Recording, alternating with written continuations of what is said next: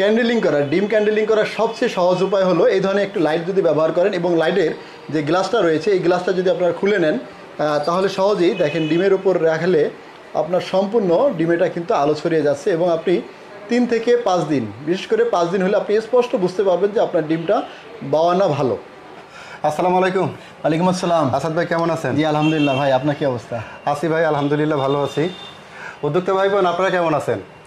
আপনারা অনেকেই হাঁস মুরগি পালন করেন, অল্প মুরগি পালন করেন, 10 থেকে 12টা মুরগি পালন করেন। আপনারা এ ধরনের ছোটো ইনকিউবেটর মেশিন কিনতে চান, কিন্তু কিনে নিয়েই আপনাদের কাজ শেষ হয় না। আপনারা বিড়ম্বনায় পড়ে থাকেন যে হাঁস মুরগির জন্য ইনকিউবেটর তো কিনলাম আমি ডিম ফোটানোর জন্য, কিন্তু এইগুলোর চালানোর জন্য যে সঠিক যে নিয়ম আছে যে কিভাবে আমাকে চালাতে হয়, কিভাবে ডিম বসাতে হবে, আর্দ্রতা কত লাগবে, তাপমাত্রা কত লাগবে, ইত্যাদি ইত্যাদি বিষয়গুলো যে একটু হেজিটেশনে পড়ে যায়। আপনারা তো বলে দেন, দেখা যাচ্ছে যে আমি ভাবলাম যে এ নিয়ে যদি একটা প্র্যাকটিক্যাল একটা ভিডিও করি, যদি হাতে কলমে শিখিয়ে দেওয়া হয়, মানে 1 দিন থেকে 21 দিন পর্যন্ত একটা কোর্স মানে আজকের এই ভিডিওর মাধ্যমে যদি করে দেওয়া হয়, তাহলে অনেক যারা প্রান্তিক খামারি আছে, মা বোন আছে, এদের জন্য ভালো হবে, সহজ হবে বিষয়টা। দেখবে যে অনেক ইজি হয়ে গেছে বিষয়টা। আপনার সহযোগিতায় আজকে আমি এই বিষয়টি প্রথম থেকে একদম শেষ পর্যন্ত জানানোর চেষ্টা করব। যে এই পাশে যে একটা ইনকিউবেটর দেখতে পাচ্ছি, এটা কত ডিমের? 88 ডিমের, 88 ডিমের ফুল অটোমেটিক ইনকিউবেটর। এই ইনকিউবেটরের ডিম কি আপনি এর আগে ফুটিয়েছেন বা আপনারা খামারি যারা নিয়েছে? অনেকবার ফুটিয়েছি এবং খামারি যারা আছে তারা অনেকে খুব ভালো রেজাল্ট পাচ্ছে, আমাদের যারা পরামর্শ নিয়ে কাজ করতেছে। তাহলে হ্যাসিং মোটামুটি কেমন আসে এটা? আলহামদুলিল্লাহ 80 থেকে 95% পর্যন্ত। 80 থেকে 95% যদি কোনো ভুল না থাকে এবং ইনকিউবেটরটা যদি সচল থাকে, কোনো কারণে ভুল না হয়। তবে আমার কথা হচ্ছে আমি 90% হ্যাসিং চাই।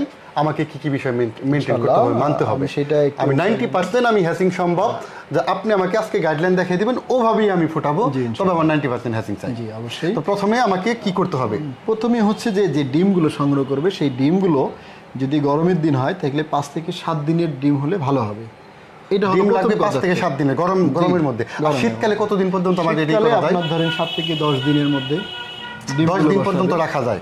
হাঁসের ডিম, মুরগির ডিম, কোয়েলের ডিম যেটাই হলো। কোয়েলের ডিম হলে আরো একটু কম ডিউরেশন, আর একটু কম। এটা বর্তমান গরমে 3 থেকে 4 দিনের মধ্যে আচ্ছা আচ্ছা। তারপর এটার পরে হচ্ছে যে ডিমে যদি ময়লা থাকে সেই ময়লাগুলো আলতো করে ভিজিয়ে কোনো ন্যাকড়া দিয়ে পরিষ্কার করবে, আর যদি হালকা থাকে তাহলে কোনো দরকার নেই। এইটা হলো প্রথম পদক্ষেপ। নেওয়ার পরে এই ডিমগুলোর আরেকটা যে গুরুত্বপূর্ণ বিষয় আছে, এখানে 2টা অংশ কিন্তু, নিচের দিকে একটা অংশ, উপরের দিকে একটা মোটা অংশ, একটা চিকন অংশ।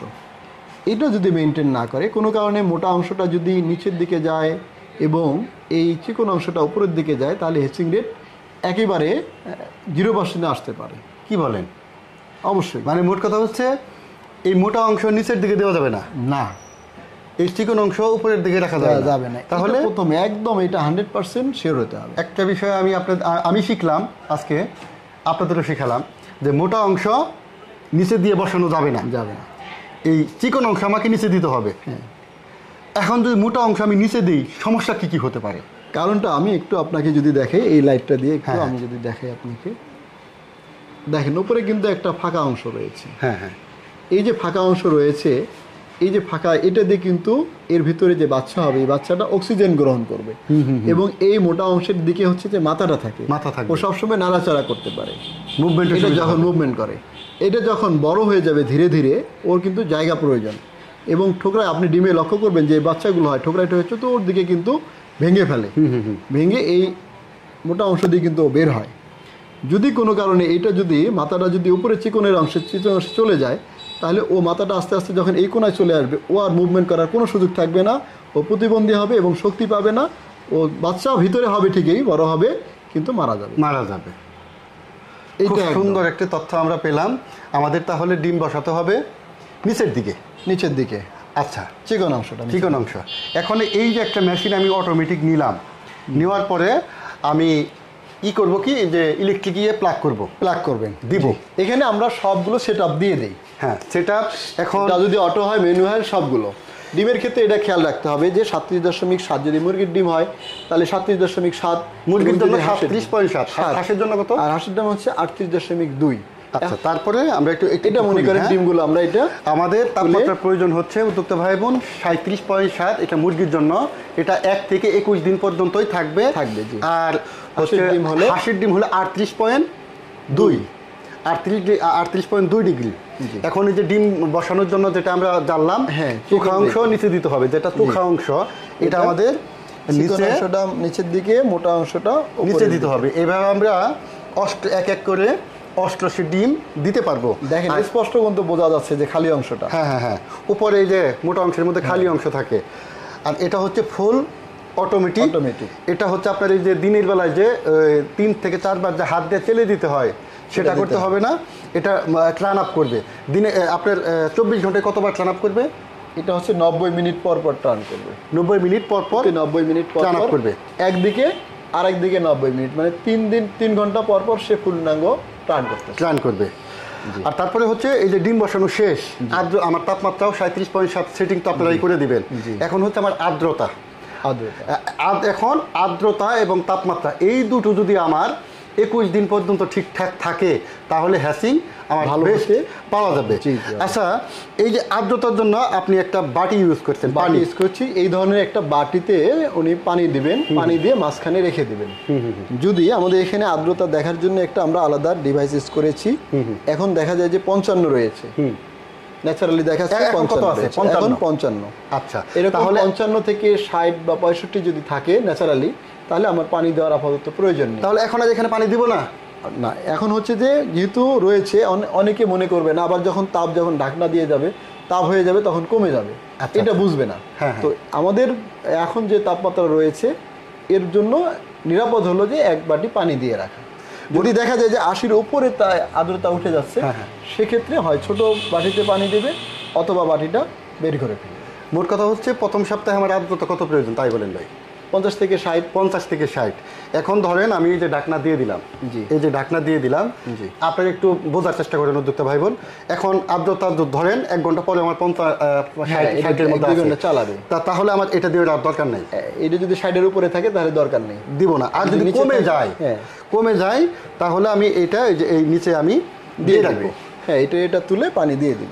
আচ্ছা, এটা তুলে যদি তুলে দেই, এই যে ট্রেটা ধরে এটা কিভাবে তোলা যায়, আপনি মাঝখানে দিয়ে রাখেন। এই যে আমি এখানে দিয়ে রাখলেন, দিয়ে ডিমটা বসাই দিলাম। এখন দিলেই হবে। আমি যদি 1 ঘন্টা পরে দেখি যে আমার আর্দ্রতা বেড়ে গেছে, 80 হয়ে গেছে, তখন কিন্তু আমার পানিটা কমিয়ে দিতে হবে উদ্যোক্তা ভাই বোন।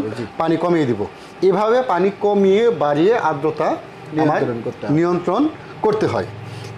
এখন কথা হচ্ছে ভাই, এই যে ডিম, এখন এটা মনে করেন আপনি 80টা ডিম দিয়েছেন, সাপোজ এখন 80টা ডিম দিয়েছেন, কিন্তু এখানে 5 দিন বা 7 দিনের মধ্যে ক্যান্ডেলিং করতে হবে। এখন আপনি দেখেন যে এখানে 80টা ডিমের মধ্যে 30টা ডিম বাবা বের হইলো, বাচ্চা ভ্রূণ আসে নাই, তাহলে তো আপনার এই মেশিনে কাউন্ট করা যাবে না ওইটাকে। না, আমি যদি এই ডিমগুলো যদি আমি 20 ডিমই না হয়, আমার ধরেন 80টা ডিম বসাইলাম, আমার 50টাই বাবা ডিম, তাহলে হ্যাসিং রেট কিন্তু আসবে না।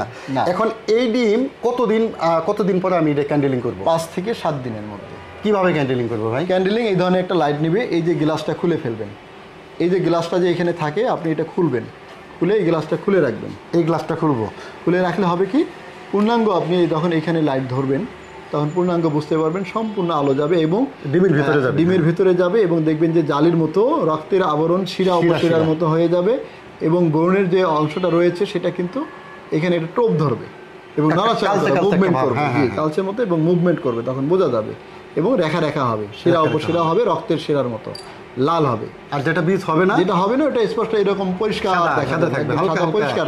এই যে এখন যে ডিমটা দেখতে পাচ্ছেন এরকম পরিষ্কার দেখা যাবে। আচ্ছা, এই 5 দিন পরে কি এটা কি মানে খাওয়ার উপযোগী থাকে?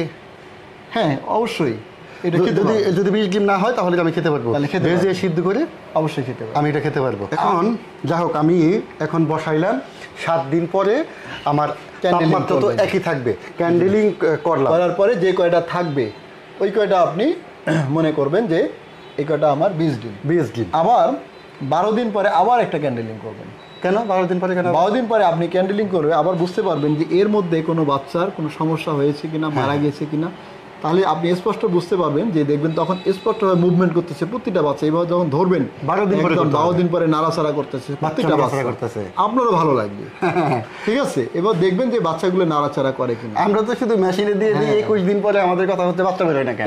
এইটা মনে করেন যে তাপ আবার হয়ে যায় বা আর্দ্রতার সমস্যার কারণে বাচ্চা মারা যেতে পারে। আচ্ছা, তাপ যদি ধরেন এই যে বর্তমান সময়ে যে তাপমাত্রা, আমার টিনের ঘরের ভিতরে 45 পর্যন্ত তাপ উঠে যায় টিনের ঘরের ভিতরে, তখন তো এই মেশিন ওভারকাম করে আমার তাপমাত্রা 42 যদি এরকম হয়, প্রথম যদি মেশিনের কারণে হয় অথবা ন্যাচারালি তাপ বৃদ্ধি পায়, আপনি যদি মনে করেন যে 38-এর উপরে চলে গেছে বা 39-এর উপরে, সাথে প্রথম পদক্ষেপ হচ্ছে মেশিনটা বন্ধ করতে হবে, তারপরে ঢাকনাটা খুলে দিতে হবে।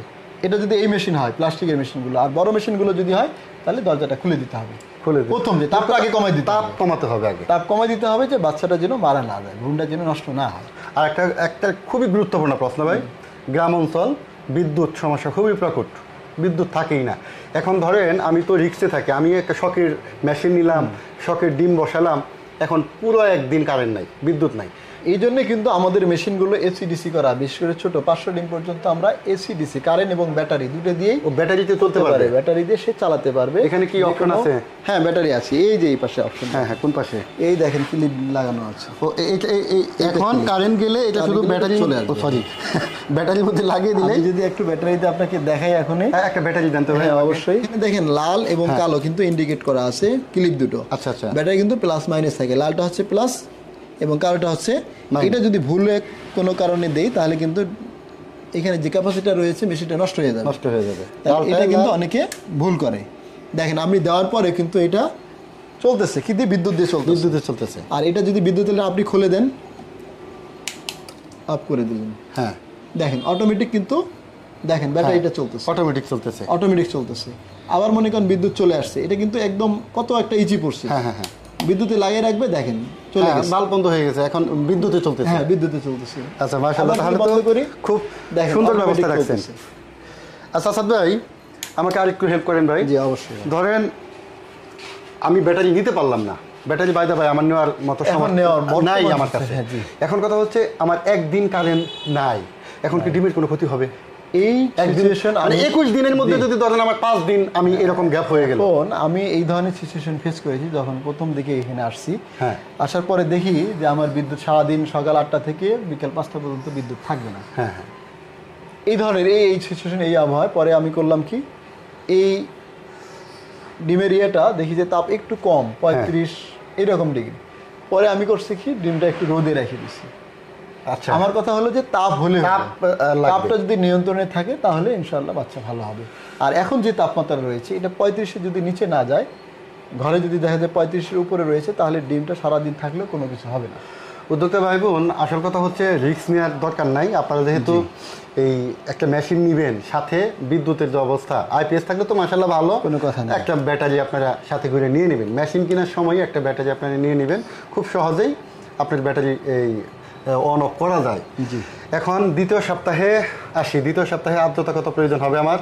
দ্বিতীয় সপ্তাহে বলতেছে আসলে এটাতে হচ্ছে যে আপনার 50 থেকে 70 এর মধ্যে রাখতে হবে। এর মধ্যে রাখলে একদম 18 দিন পর্যন্ত রাখবে। আচ্ছা, 18 দিন পর্যন্ত, 21 দিনে এই তাপমাত্রা রাখলে হবে, আর্দ্রতা রাখলে হবে। যার শেষে 3 দিন, 18 থেকে 21 দিন।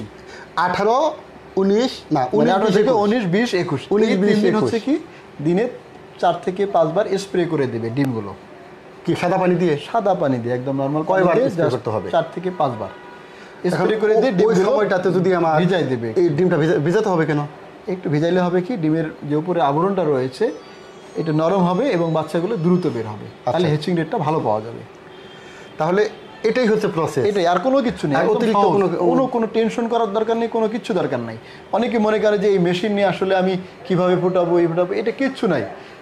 আপনি যত ভাববেন, যত চিন্তা করবেন, তত আপনার ইয়ে বাড়বে। অতিরিক্ত ঝামেলা কিছু দরকার নেই। এই যে নিয়মগুলো বললাম এটা করবে, এবং এরপরে যদি মেশিনের কোনো সমস্যা মনে করে তাহলে আমাদের সরাসরি ফোন দিবে এবং ভিডিও কল দেবে। এটা হচ্ছে কিন্তু আমাদের একটা নির্দিষ্ট সময় থাকে। দর্শক যারা আছেন, যারা আমাদের কাছ থেকে ইনভার্টারগুলো গ্রহণ করবেন, তারা সকাল 10টা থেকে বিশেষ করে 3টা বা 4টা পর্যন্ত হচ্ছে আপনারা এই সমস্যাগুলোর যত কিছু আছে এগুলো নিয়ে আলোচনা করবেন। আর আমাদের 8টা পর্যন্ত হচ্ছে খোলা থাকে দোকান এবং মোবাইল। আচ্ছা ভাই, এখন ফোনই দিল অসুবিধা নাই। এই যে হিজার কন্ট্রোলার জি এখন এটা যদি ভাই 17-18 দিনে ফল অফ হতেই পারে। আমি এটা আমরা এই জন্য প্রতিটা খামারির জন্য আমাদের যে ইনকিউবেটরগুলো ছোট ইনকিউবেটরগুলো বিক্রি করি, এটার জন্য এই ডিভাইসটা কিন্তু নষ্ট হতেই পারে। এই জন্য আমরা এক্সট্রা একটা আলাদা দিই। এটা আমাদের মানে ক্ষতি হোক একটু, হয়তো আমরা একটু লাভ কম করলাম যে একটা ডিভাইস দিলাম, এক্সট্রা দিয়ে দেন। একটা প্রতিটা আমাদের এই ছোট মেশিনগুলো যেগুলো রয়েছে সেগুলোর সাথে আমরা দিব। এখন এই যে এই কন্ট্রোলারটা রয়েছে, এই কন্ট্রোলারটা তারপরে যেখানে কালোর জায়গায় কালো তার লাগাবে, লালের জায়গায় লাল তার লাগিয়ে দিলেই, যেভাবে আছে এইভাবে লাগিয়ে দিলেই মোটামুটি জি হয়ে গেল। এই যে 4টা তার রয়েছে, মাঝখানে 2টা আর এই দুইটা দুই পাশে কালো আর লাল। আর মোটামুটি একটু দেখানোর চেষ্টা করলাম যে কিভাবে একটা মেশিন নিয়ে পরিচালনা করতে হয়। তেমন কোনো এরপরে যদি সমস্যা থাকে তো আমাদের সাথে যোগাযোগ তো করবেই। তো আসাদ ভাই, থ্যাংক ইউ সো মাচ ভাই, একটু সুন্দর একটা প্রসেস আমাদের দেখালেন। আশা করি এইরকম ভাবে যদি মেনটেন করা যায় তাহলে হ্যাচিং ভালোভাবে